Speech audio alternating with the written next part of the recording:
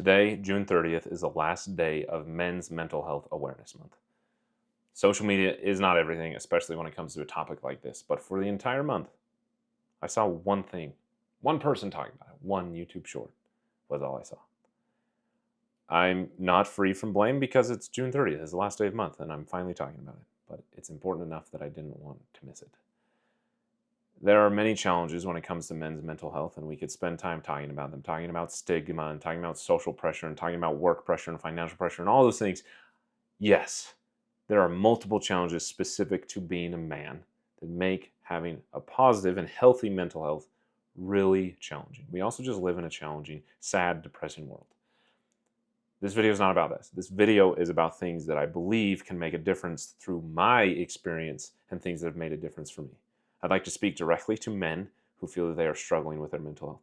I'd like to speak directly to people who just care for a man who's struggling with their mental health. And lastly, I'd like to speak specifically to women and the power that you have to make a difference in men's mental health. Now, to help you be aware, before we get into that, let me give you some statistics about men's mental health. The National Institute of Mental Health claims that men have less mental health conditions than women because they found that 51.7% of women who had a condition were receiving help, while only 40% of men who had a condition were receiving help. And that was in this 2021. Well, compare that with the data we have from the CDC regarding individuals taking their own life. In 2021, the suicide rate among males was around 4 times higher than that of females. The organization also says that men make up 80% of all suicides. 80%. We have a problem, and men need some help. Let me be very clear though. You, an individual, a man who has poor mental health, maybe you've even considered taking your own life. You are not a problem. That's not what I meant when I say we have a problem. We have a problem because we need to respond in a better way. Because you are not at all a problem. You are remarkable. Now, this next statistic, I don't know if it's true. It's from a Reddit comment, so believe it however you will. Take it with a large grain of salt. But somebody asked about Men's Mental Health Month, and this was a response that somebody said that they wanted to say about Men's Mental Health Month. They said, the person commented, "I'd like to get rid of this stereotype once and for all that men don't ask for help because of toxic masculinity. I saw a study of thousands of men who had committed suicide, and it found that 90% of these men were either in counseling when they took their own lives or had just finished seeing a psychologist. They asked for help, they just didn't get it." Highest upvoted comment. Reading the over 50 replies to it, individuals claiming they have a similar experience of going to therapy and being unhelpful. So maybe you didn't want to hear that because you were hoping that therapy could be your silver bullet to help you. I would encourage you to still seek out therapy if you haven't sought it out before. Some therapists are more helpful than others, but therapy has been helpful to me. Be clear with your therapist that your interest isn't just going to talk about your problems, but going to make a difference in your life.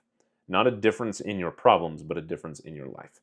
A principle that might be helpful is just improving your distress tolerance. Life is challenging. Without delving into the specific challenges that men face, life is just hard. And then on top of that, you have male struggles. You will have distress in your life. And therapy should not and will not just take away those problems and make those problems less problematic or less challenging. But what you can do, especially through therapy and personal improvement, is just improve your tolerance to that distress. Yes, in some capacity, those distresses will decrease. Those challenges in life can get better, 100%. But at the same time, you can get better at living with them. So, what I might recommend, if you would like, if you're interested in what I have to say, through my experience, what's been helpful to me, specifically to men who are struggling with mental health, what can you do right now? 1, research ACT. That's ACT. ACT therapy, I think is what it's called. I think it stands for Acknowledgement Commitment Therapy, but I could be wrong. It's a practice of therapy that has been particularly helpful for me. You can ask your therapist about it, or you can look it up on YouTube. There's tons of YouTube videos about it. If you're interested, there's a really helpful book called The Happiness Trap by Russ Harris, who's kind of the inventor or innovator of ACT therapy. It's an amazing book, and it's an amazing practice that truly helps you just learn to live with challenges. The idea is that you make acknowledgments of the challenges and choose to act according to your values anyway, is like the briefest summary I can give of it. It has been extremely helpful for me. and made a significant difference. But don't just read about it, don't just learn about it, act on it. Act on it, act.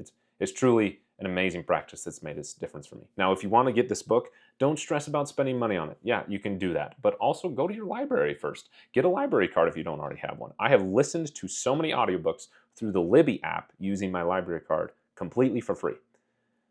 Don't add financial stress to yourself with these resources. Go to YouTube, go to your library. They're available. While we're on the topic of books, again, so ACT therapy, look into it. But while we're on the topic of books, the other thing that I would recommend for you if you feel like your mental health is struggling is any book by Brene Brown. I would first start with her TED Talk. Her TED Talk is amazing, and then I would recommend all of her books, but a great place to start is Daring Greatly, or Dare to Lead, I think is what it's called. Two different books that are amazing. I started with Dare to Lead, strangely enough, and it was amazing, but Brene Brown, if you are watching this, which I hope you are, you're my hero. You're life-changing individuals. Thank you for your work. Oh, man. Oh, sorry, excuse me. I'm sorry.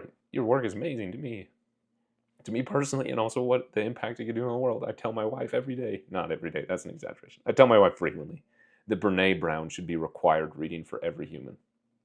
And I agree. I stand by that, and I will continue to stand by that my whole life. So why is Brene Brown important? Well, there's kind of two topics of Brene Brown that are important. The one that I think matters to you, a man who's dealing with his mental health, is the topic of vulnerability. Brene Brown's a shame researcher, and she's discovered amazing things through study and research. One of the issues, maybe this Reddit comment that I read earlier disproves it, is that men struggle to be vulnerable, so they struggle to get help because they struggle to truly open up. Whether that's with a therapist or a family member or a friend or a trusted resource, whatever it may be, we struggle with vulnerability because we feel weak. Your mental illness or your mental health suffering, because mental health and mental illness is not the same. But your mental health being challenging does not make you weak. It doesn't make you less good as a man. It doesn't mean that you did something wrong. It doesn't mean that you're not doing enough or that you're less capable. It means that life is challenging and that you're dealing with it like almost all of us. So, what does this have to do with Brene Brown? Well, she teaches about vulnerability and the importance of being able to be vulnerable about your emotions and about your feelings. And she teaches something remarkable, that vulnerability never happens without courage being present. True courage is coupled with vulnerability. An example she gives that sticks to me is that, and this is true in history now in individuals who serve in the military and other capacities where you have to be a warrior, but it's also true with the stories we tell from history and stories we tell in fiction. A hero who has to be courageous and face insurmountable odds. The reason they're courageous is because they are now being vulnerable to something. Vulnerable to an enemy, vulnerable to exposure, vulnerable to whatever. When you're being vulnerable, you're being courageous. So, listen to Brene Brown. If, like I mentioned, you don't have to buy her books. If you do want to buy them or you want to get them from the library, I highly recommend the audiobook because Brene Brown reads them herself. Her emotion in it is particularly touching. Anyway, Brene Brown, start with her TED Talk and read her books.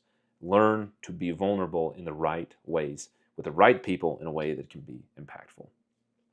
Lastly, speaking to men who would like to improve their mental health. Of course, continue to follow the things that you've been told by everybody for a long time. We're learning about things that help our brain be healthy. Exercise. Get enough sleep. I'm really bad at that. Eat healthy. Spend more time outside. Spend less time on social media. Do less things that raise your dopamine levels to unhealthy amounts, including pornography. Listen to the Andrew Huberman podcast if you want some ideas about how to do that. Just improve your overall psychological well-being. There are many things you can do, just habits in life that, yes, they're challenging. And maybe that adds to the stress because you feel a need to do those things. Believe me, I've been watching these video bags and I'm insecure about my physical well-being because I haven't been to the gym in a while and I'm losing weight, whatever, right? It's challenging. I get it. That was a tangent. I apologize. Do those things. But even if you are doing those things and you're still struggling, you're not doing it wrong. That's not what I wanted to mention, though. What I wanted to mention, specifically to men who would like to improve their mental health, find a brotherhood, wherever and however you can. Why a brotherhood? What is a brotherhood? How do you find it? Well, the idea of a brotherhood is find a group. It could be your actual brother. It could be a friend. It could be a stranger who you just form a brotherhood with. is the idea of being with other men. Vulnerable, open, not open, just being together and hanging out. Being among a group of men is a powerful thing for men. And our society and the way our culture functions, we do that less often than we should, and we are exposed because of that. We are weaker because of that. Find a group of men. If you need help, I highly recommend something that one of my first college professor did. And cool enough, I refer to him as Brother Moore. I follow him on LinkedIn, and he is doing something amazing through the Here Brotherhood. It's linked below. But it is a brotherhood devoted to being here to here. I've been engaged in that brotherhood a minuscule amount. I observe from the distance, but it is an amazing brotherhood and an amazing organization. You can also create a brotherhood of your own. A simple way that I've been trying to do it lately is spending more time with my brother and spending more time with two guy friends who we were great friends in high school. In fact, one of the two friends, they're brothers, they're actual brothers, and I'm just friends with them. But one of the brothers, him and I met our wives at the same time together. So we've had a history together, but getting married and having children and life being busy, we've fallen off, so to speak, in our relationship. I have not devoted a lot of time to that relationship, but I'm choosing to now because you want how I'm doing it? We're playing video games together. I downloaded Apex Legends, which I've never played before in my life because I wanted to do something that would be easy to be with him. We play online. We're not even in person yet. Don't limit your brotherhood to virtually, but it is also equally powerful virtually. And that may include playing video games. But take it a step further and just say, hey, dude, I want to hang out. Make it clear to him and let him make it clear to you that you are in a brotherhood, that you are there for each other in the most powerful way possible. So find a brotherhood. It's meaningful. Speaking next specifically to an individual who cares about a man who is struggling with his mental health. Learn the power of validation, just as a side note. But second, also listen to Brene Brown books for a different reason. The other part of her research that has been particularly impactful to me is the idea of overcoming shame. Men live with an overwhelming, saddening amount of shame. You can learn how to create love and belonging to help this individual overcome shame. And yes, I suggested to them to read Brene Brown to also overcome their shame through vulnerability. Yes, super, super important.